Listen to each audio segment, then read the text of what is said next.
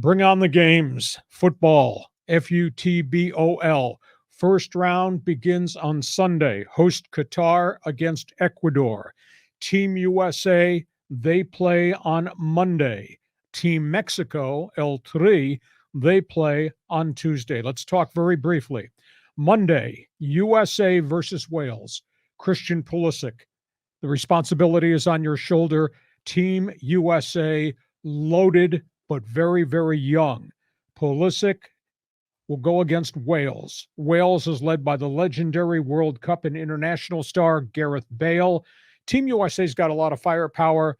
Everything around Wales, the small country on the English countryside, swirls around Gareth Bale. The other game on Monday is going to be England versus Iran. Now, this is all part of Group B.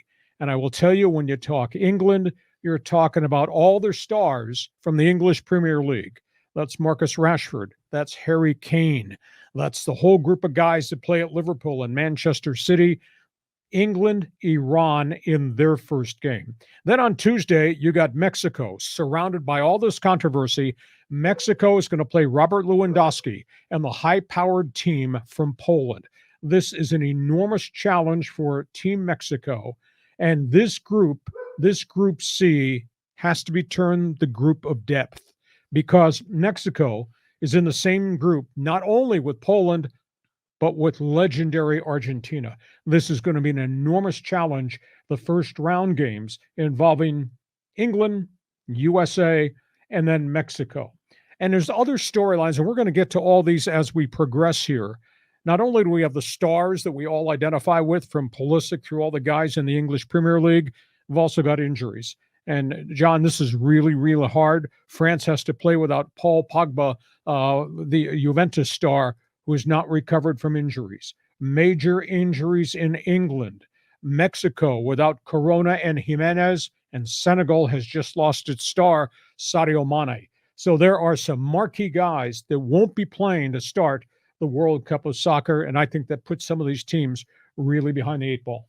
Yeah, I mean, it's going to be fun. We're going to learn about all these teams. We're going to maybe be reacquainted with some of the American stars, because we know they've been playing overseas. But it's just incredible. It's a young team for the United States. You know, they're going to be making a big effort here in Qatar, but I've been hearing that they've been sort of getting this team ready because they know in 4 years the World Cup's coming back to North America. So there's a lot going on, a lot of different strategy, both short-term and long-term, for the American team. Okay, let's start. We're going to talk about some of the teams for just a bit. Let's talk about Team USA. The whole spotlight from the World Cup has been on Christian Pulisic. The spotlight is also on the goaltender, Matt Turner. As John just alluded to correctly, this is the second youngest team for Team USA in the history of World Cup soccer. Average age just a shade over 25. I'm a little bit surprised at the structure of the roster, because they did leave some young guys off, led by Ricardo Pepi. They left veterans off. There is no Michael Bradley at midfield. Now, granted, he's 38 years of age. There is no Jonathan Brooks, the longtime fullback. He's had a lot of injury problems. There's a lot of newbies, John, that have never played at this level, and they're going to be asked to step up and follow the lead of Christian Pulisic. Now, the other thing is the injury situation, because Matt Turner's had injury problems. The number 2 goal scorer, Weston McKennie, has had injury problems. They're going to need McKennie to be able to play every minute of every game. They'll need Tyler Adams to step up. They are bringing up front and center the young kid, Gio Reyna. This is his maiden voyage at World Cup play. If some of these guys who are in support of Christian Pulisic can score goals, I think Team USA has an opportunity. But it's going to be an enormous challenge just based on how young they are. Yeah, I mean, it's going to be amazing, because we talked about how you need veteran leadership when you get into these marquee tournaments. Do they have some of those guys who we've talked about, Paul Arriola and some of these other, veterans who are left off the roster? Is that going to bite Team USA in the behind? We'll find Team out. Mexico, holy cow, this controversy just will not go away. The selection of the roster has just led to enormous conversation about that guy, Tito Martino, the head coach, and whether or not he's made the right decisions. We had talked in the past about the fact the legendary star Chicharito, Javier Hernandez, MLS star, not included. They just detailed this week why Chicharito is not on Team Mexico. He evidently was implicated in some type of scandal in New York, importing prostitutes Oh, jeez. at the game team hotel. That's why he is not part of this roster. This thing has been going on for 2 to 3 years, and this week it finally spilled out. ESPN Mexico is the one that broke the story. But they've got injury problems. There is no Ramirez. He has never recovered from injuries in the English Premier League. There is no Corona, who broke his leg. And now, on top of everything else, we find out that one of their other young stars, Alejandra Zendejas, refused to sign a contract to play for Mexico because of that coach. So that they are down 4 potential frontline guys. And in addition, one of their veterans, Charlie Rodriguez, went public this week in Mexico City and condemned the Mexican Soccer Federation and their leadership, John, because they're not developing young players. Their roster is really old, and they're without 4 guys or 5 guys because of injuries and because of personality clashes. This looks like it's going to be horrific. And by the way, Mexico's in the group of death. There's always a group of death in these tournaments, isn't there?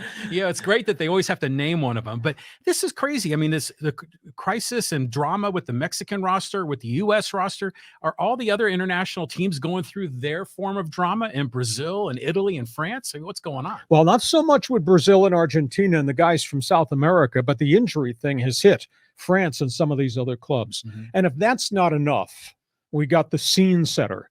They're playing in Qatar. And there is huge controversy about the fact that the World Cup was awarded to Qatar. And FIFA is caught in the middle of all this. FIFA is the governing body that controls everything in soccer globally, including the World Cup. And the allegations that FIFA's people 5 to 7 years ago took bribes and voted Qatar to have and host the tournament just will not go away. And now, on top of that, you got the president of FIFA writing 2 letters this week. One, asking each of the 32 teams and federations to focus on football and nothing else. Not Qatar's inequities, not Qatar's treatment of immigrants. 6,000 workers died while building all these facilities in the last 5 years. Not Qatar's treatment of women, not Qatar's treatment of gays and lesbians. FIFA wants the games to go on without all this stuff that's out there. And Qatar's government leaders, they would just like you to see Qatar as they view it, not see Qatar as the reality as the rest of the globe views it.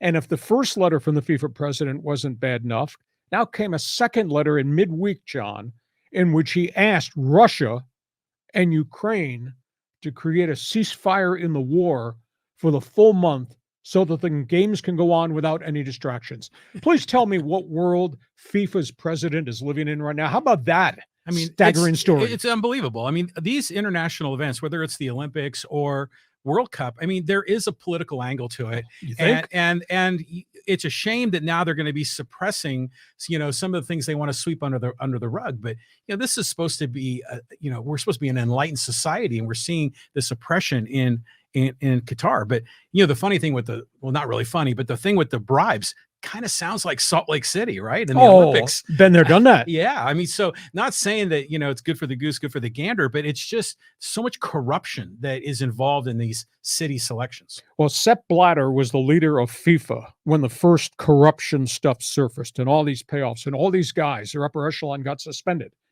And now Sepp Blatter this week, and he's out of the circle. He's not a decision maker any longer, but Blatter said these games should have never been given to Qatar. Well, where were you 7 years ago when this thing was truncated and allowed to happen? You were taking payoffs. Yeah, exactly. It's just staggering. And now for FIFA to say, Russia and Ukraine, we need a ceasefire, and for FIFA to tell the world and all the confederations, just focus on football. Just ignore everything else happening in Qatar. Everything is beautiful for the next 32 days. I mean, I'm just staggered by their attitude and their approach to doing business. Yeah, I mean, it's just ridiculous. It's like the statue of the 3 monkeys, over their eyes, over their ears, and over their mouth. I mean, come on, man, Well, if you're a soccer fan, I hope you will respond at the end on our fans forum, and I hope you will follow the World Cup. Team USA plays Wales 11 a.m. our time on Monday. And of course, England plays Iran before that. So television will be filled with World Cup soccer.